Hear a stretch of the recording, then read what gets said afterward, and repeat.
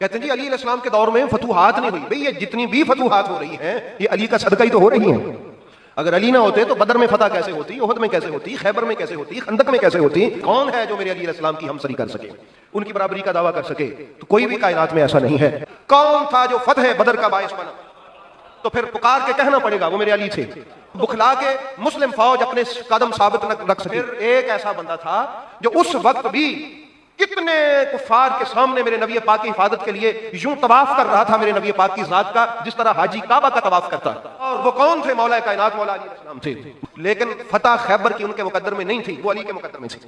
کہ جب وہ بدبخت کہہ رہا تھا جس نے جانا ہے جنت. بعض لوگ یہ بھی دعویٰ کرتے ہیں, میں نے سنا ہے, خود یہ تقریر سنی ہے میں نے, تحریر پڑھی ہے میں نے, وہ جی باقی صحابہ کرام کے دور میں اسلام کی سرحدیں بڑی ہیں, فتوحات اسلامیہ ہوئی ہیں, یہ ملک بھی شامل ہوا, یہ ملک بھی شامل ہوا, وہ ملک بھی شامل ہوا, وہ ملک بھی شامل ہوا. حضرت علی علیہ السلام کے دور میں اسلام کی سرحدیں نہیں بڑی, تو اس لیے جن کے دور میں اسلام کی سرحدیں بڑی ہیں ان کی فضیلت حضرت علی علیہ السلام سے زیادہ ہے. یعنی وہ یہ بات باور کروانا چاہتے ہیں. احباب گرامی, وہ فضیلت معاب ہیں وہ صحابہ کرام, عزت معاب ہیں وہ صحابہ کرام, عظمت معاب ہیں وہ صحابہ کرام. ان کی فضیلتوں کو, ان کی عظمتوں کو, ان کی عزتوں کو ہمارا سلام ہے. مگر یہ زیادتی ہے ایسا کہنا کہ وہ جی ان کے دور میں سرحدیں بڑی ہیں, علی علیہ السلام کے دور میں سرحدیں نہیں بڑی. آپ انصاف کا دامن پکڑ کے مجھے بتائیے کہ بدر میں اگر فتح نہ ہوتی تو پہلے دن ہی اگر اسلام کا کام تمام ہو گیا ہوتا تو بعد میں ان سرحدوں تک پہنچنے کی نوبت آتی؟ بتائیے مجھے. بھئی آپ انصاف کریں نا, آپ لوگ بھی تو کوئی کامن سینس رکھتے ہیں کہ نہیں رکھتے؟ کوئی عقل شعور کچھ ہے آپ سب کے پاس کہ نہیں ہے؟ ہے نا. بدر میں اگر اسلام اسی پہلے دن ہی شکست کھا گیا ہوتا, جس طرح میرے نبی پاک سرکار کے الفاظ تھے کہ اللہم ان تہلک ہذہ العصابۃ لن تعبد فی الارض ابدا, کہ یا اللہ آج اگر یہ والے میرے صحابہ فوت ہو گئے, شہید ہو گئے, مارے گئے, تو پھر تیرے اسلام اور تیرا نام روئے زمین پر کبھی نہیں پکارا جائے گا. پتہ چلا کہ یہ جو آج زمین پر اسم الہی پکارا جا رہا ہے, عبادتیں ہو رہی ہیں, یہ بدر کی فتح کی بدولت ہو رہی. کس کی فتح کی بدولت؟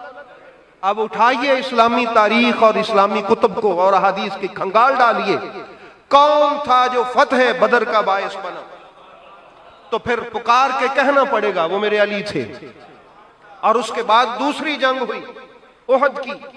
احد کی جنگ میں حالات یکدم ابتر ہو گئے, حالات خراب ہو گئے, فتح یکدم شکست میں بدل گئی. مسلمان جیتے ہوئے تھے, ان کا پلڑا جو تھا وہ ہلکا ہو گیا.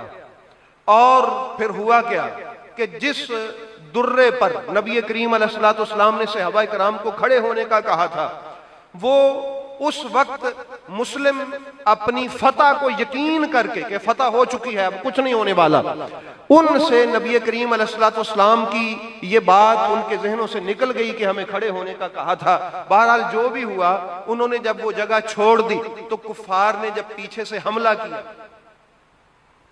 پشت کے پیچھے سے مسلمانوں پر کیا کر دیا؟ حملہ کیا. تو مسلم فوج کے پاؤں اکھڑ گئے, بکھلا کر, بکھلاہٹ کا شکار ہو کر. آپ اور میں ہوتے تو شاید اس سے زیادہ بکھلا جاتے. دیکھیں نا, آپ کا منہ ادھر کی طرف ہے, آپ پیچھے سے کوئی بندہ آ کے 1000 بندہ وہاں سے حملہ کر دے آپ کے اوپر, بتائیے مجھے کیا ہوگا؟ بکھلاہٹ ہوگی کہ نہیں ہوگی؟ نا ہوگی وہ بکھلاہٹ. تو بکھلا کے مسلم فوج اپنے قدم ثابت نہ رکھ سکی, استقامت نہ رکھ سکی میدان جنگ میں. اب بکھلاہٹ میں جس کا جدھر منہ آیا اس نے ادھر کی طرف رخ کیا. اور اللہ رب العالمین کے وہ سپاہی جو اسلام کی عظمت کے لیے جھنڈا اٹھا کے نکلے تھے, ان کو ہمارا سلام ہے, وقتی طور پر وہ استقامت نہ دکھا سکے. تو احباب گرامی قدر, پھر ایک ایسا بندہ تھا جو اس وقت بھی کتنے کفار کے سامنے میرے نبی پاک کی حفاظت کے لیے یوں طواف کر رہا تھا میرے نبی پاک کی ذات کا, جس طرح حاجی کعبہ کا طواف کرتا. حضرت ابو بکر صدیق کے الفاظ ہیں کہ جب میں آیا تو میں نے دیکھا کہ ایک مرد اکیلا میرے نبی کا دفاع کر رہا، اور وہ کون تھے؟ مولا کائنات مولا علی علیہ السلام تھے، جس نے اس وقت بھی نبی اسلام کی حفاظت کے لیے جس کو اللہ نے چنا وہ میرے علی علیہ السلام تھے۔ تو احباب گرامی قدر، اس وقت نبی پاک کی اللہ نے جو حفاظت فرمائی وہ علی کے ذریعے سے فرمائی۔ کس کے ذریعے سے فرمائی؟ علی علیہ السلام کے ذریعے سے فرمائی۔ تو اب آپ مجھے فیصلہ کر کے بتائیے کہ اس وقت خدا نخواستہ اگر ایسے ہو جاتا جو حالات بنے ہوئے تھے، اسلام باقی رہتا؟ اسی لیے میرے نبی کریم علیہ الصلوۃ والسلام نے فرمایا تھا کہ احد میں علی کی لڑائی، یہ حدیث پاک ہے، میری ساری امت کے اعمال ایک طرف رکھ دیے جائیں، احد میں میرے علی کی جنگ کے وہ لمحات جو اس نے اکیلے لڑی ہے ساری امت کے عملوں سے افضل ہے۔ علی علیہ السلام نہ ہوتے تو اسلام کا سلسلہ رک جاتا کہ نہیں رکتا؟ بھئی رک جاتا نا، آپ کوئی اس میں کوئی ایسی گھبرانے کی بات نہیں ہے، رک جاتا۔ تو یہ جو اسلام آگے چلا احد میں، احد کے بعد یہ علی علیہ السلام کے وجود کا صدقہ تھا۔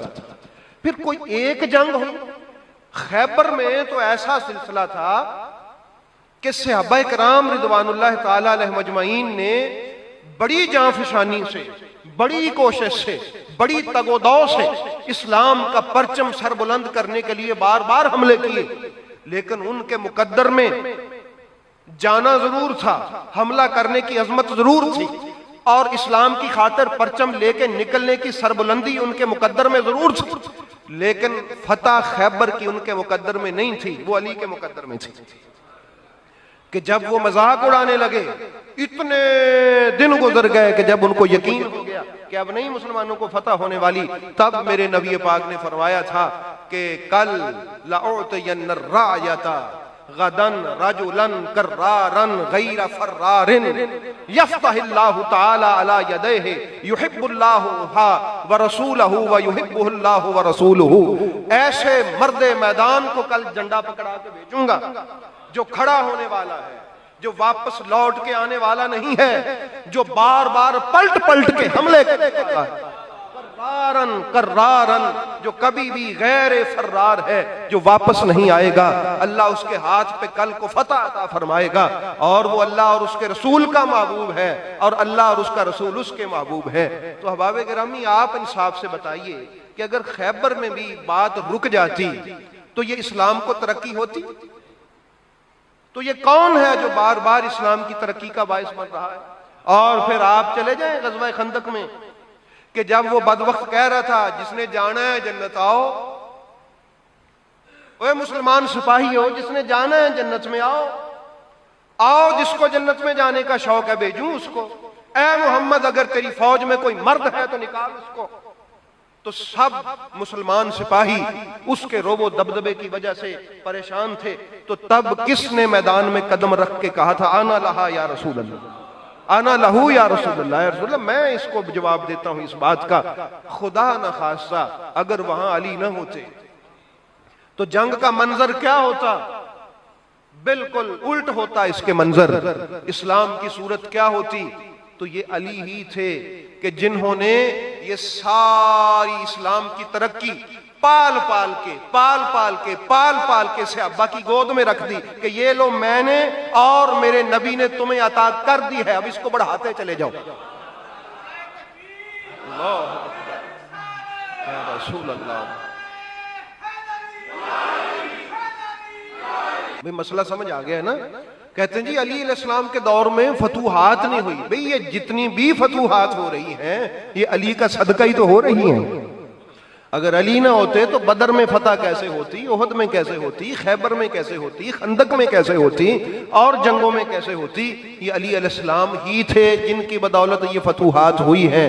اور اگر کوئی ایسا کہتا ہے تو وہ اندھا ہے، اس کی آنکھیں کام نہیں کرتی کہ وہ حق کو دیکھ سکے کہ یہ جو بعد میں صحابہ کرام کے ہاتھوں پہ اسلامی فتوحات ہو رہی ہیں یہ علی علیہ السلام نے جو پہلے بنیاد بنا کے دی ہے اسی بنیاد پہ تعمیر کی جا رہی ہے، اسی بنیاد پہ تعمیر کی جا رہی ہے۔ کون ہے جو میرے علی علیہ السلام کی ہمسری کر سکے، ان کی برابری کا دعویٰ کر سکے؟ تو کوئی بھی کائنات میں ایسا نہیں ہے۔